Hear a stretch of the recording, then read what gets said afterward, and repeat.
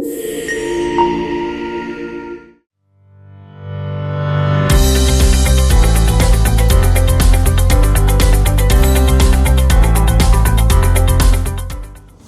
you for the invitation. I would have to say that my core message is that the Mediterranean is highly vulnerable because it is a region that is warming 20% faster than the rest of the world. We have reached a temperature that is 1.5 degrees Celsius above pre-industrial levels. We have at Plan Bleu foresight scenarios, foresight analysis, that actually shows that we cannot continue being in a mode of inaction. Inaction actually has a cost. And if we go towards such a scenario where climate pledges stall, this will mean for Mediterranean businesses that they will face severe supply chains, infrastructure gaps, stranded assets, and so they need to make choices. They need to make choices that are environmentally virtuous. So we can act, we must not necessarily remain just spectators. So the choices that we make today, whether as investors or as public authorities, can define the sustainability of tomorrow.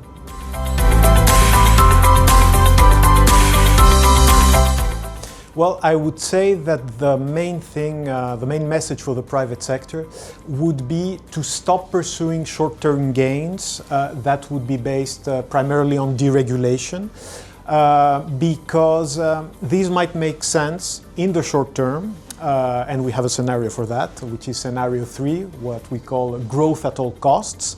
Essentially, if we follow that route, you would have deregulation, you would have quick gains, you would have an influx of FDI for a certain period of time, but towards the wrong sectors, towards fossil fuel infrastructure and towards what will become stranded assets. In the meantime, other countries, more technologically driven, will go towards the green route. And thus, if we follow this, let's say, non-virtuous scenario, we risk having a Mediterranean that is excluded to what is happening worldwide, and a region that will lack access to ESG mandated capital, and there is a big pool of such capital. So my message here would be for firms to try to pursue green rent instead, and try to obtain what we call environmentally virtuous finance, and they can do so by being first movers in sectors such as agri-tech, in coastal resilience, and in other sectors.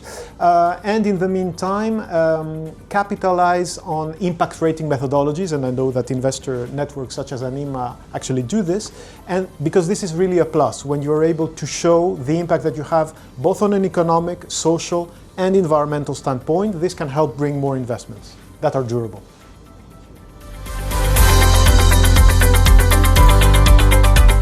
Well, I would say to continue doing what ANIMA does best, first of all. So connecting, I would say capitalizing on the science, on the knowledge that institutions such as Plan Bleu provides, and connecting it to investment pipelines. I think this is key.